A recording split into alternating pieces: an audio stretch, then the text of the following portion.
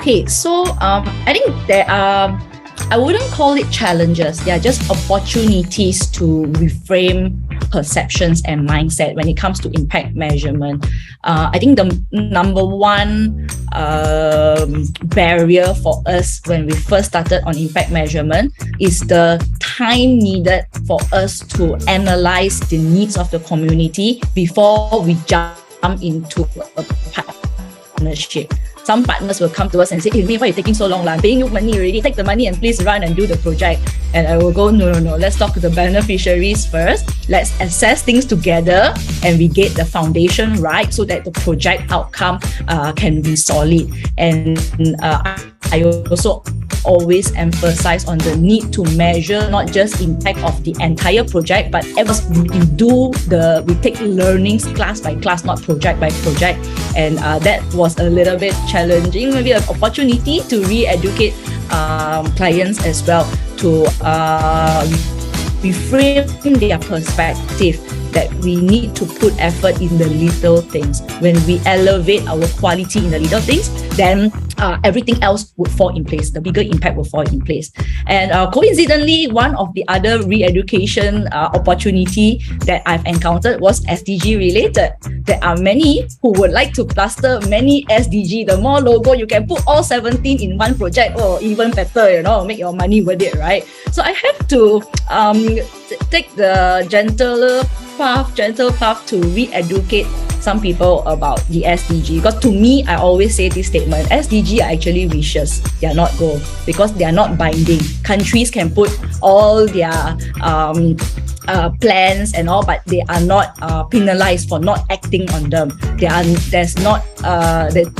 isn't an existing benchmark of what constitutes the permission to use certain SDG or goals, logo, and claim that I have achieved that. Anybody who remotely do anything to do with the community, they can put their logos there and no one is reprimanding them.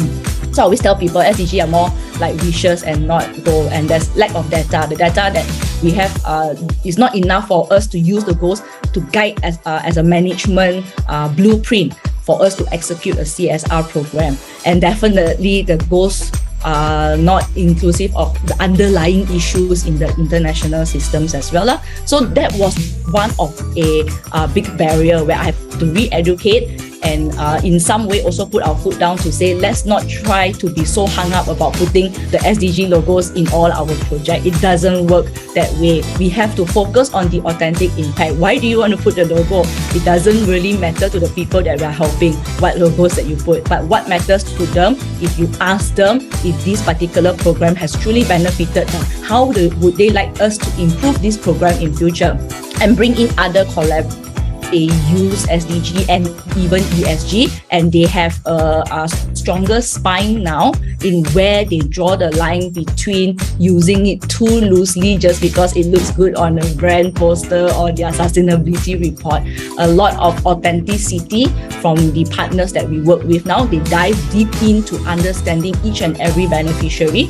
I even have a partner that wants to interview and understand the story of every single person that we are channeling our help to. This demonstrates the level of maturity and integrity in the corporate sector these days.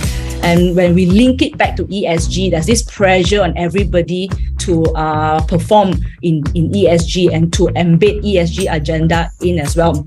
So we always refer to Cornell's Pitchfork framework. Under the Pitchfork framework by Cornell University, CSR, corporate social responsibility, is one of the pillars under ESG. So we cannot run away by ensuring that the impact we are measuring under CSR is authentic, so that the data can be used to contribute towards the ESG agenda, be it the reporting or benchmarking or submissions for governance and so on and so forth.